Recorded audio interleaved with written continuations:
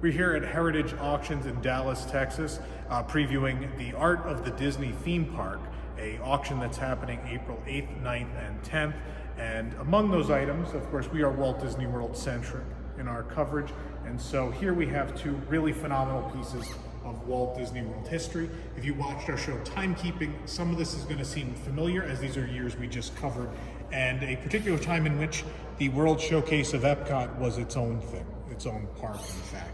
And so it is the Walt Disney World Showcase, which this is a pitch book for. This is what they would have shown to the various countries they wanted to be a part of their Walt Disney World Showcase.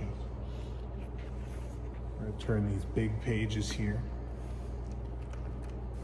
So first of all, it's important to know where this was going to be, right? And so we look at, obviously we want to know where Walt Disney World is. You all know where Walt Disney World, you know where Disneyland is too. But if we look at the actual map of the Walt Disney World property, here we are at the Walt Disney World Showcase, which would have been a separate place from EPCOT Future World Theme Center. Later, of course, the two parks pushed together into one thing. This would have been a little closer to the Magic Kingdom area. And here's what it would have looked like.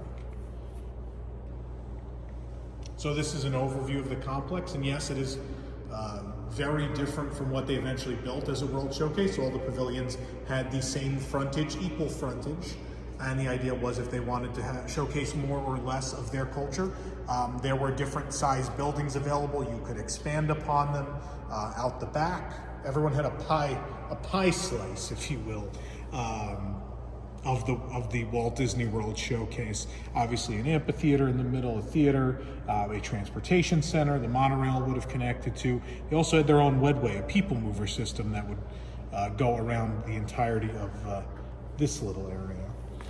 And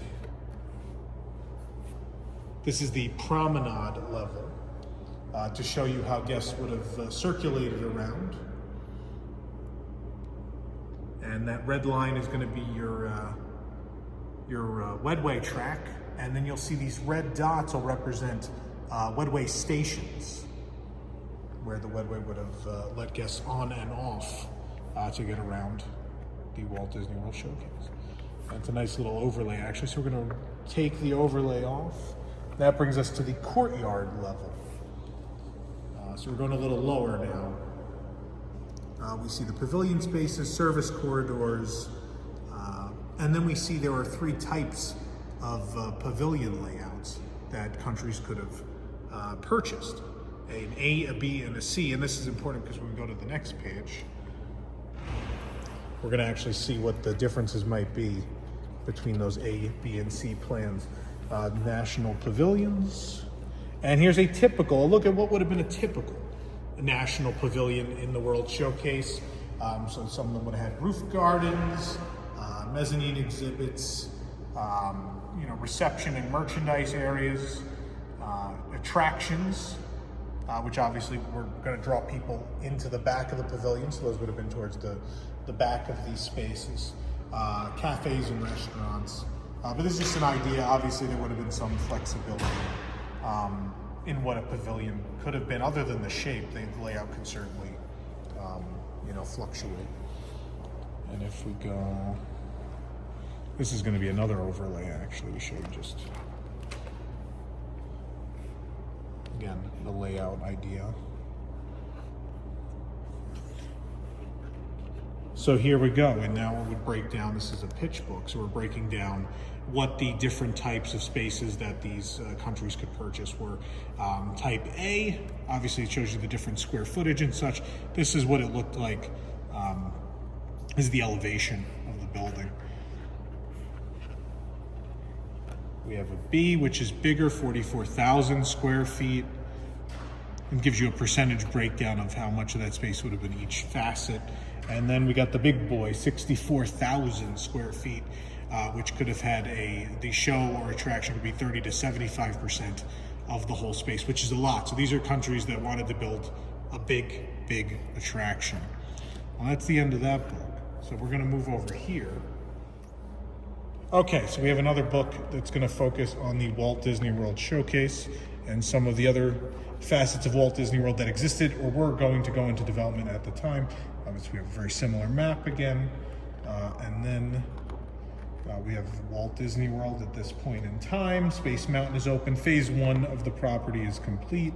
And so phase 2 is the realization of EPCOT, which again, two separate things, right? An EPCOT Future World park and a World Showcase park before they became a singular concept, right? The Future World Theme Center, as they call it here.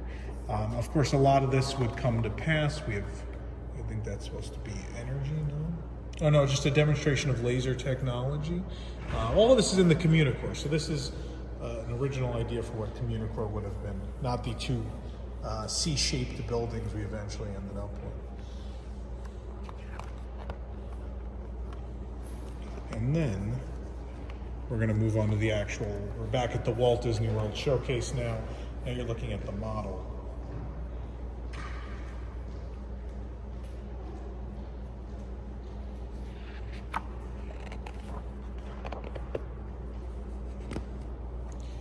Concept art from inside the area. Look at some models, some concept art of what could have been, what the exhibit space could have looked like. Some other examples. Of course, the long talked about a Japan train ride simulator. The inside of the Mexico Pavilion, which in some ways would turn out very much like that.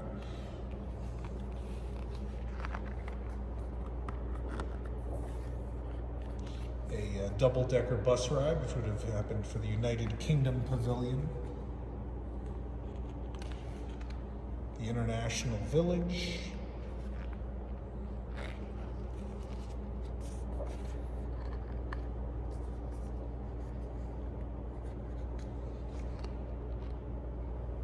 So yeah, the Walt Disney World Showcase, this is how they were pitching this to various countries to join and be a part of what would eventually be EPCOT Center, but eventually is one park, and they had to pitch that to people instead. Heritage Auctions, the art of the Disney theme park, is open for bidding now via HA.com and live auctioneers. The event is April 8th, 9th, and 10th. To view all available items, visit ha.com/7252.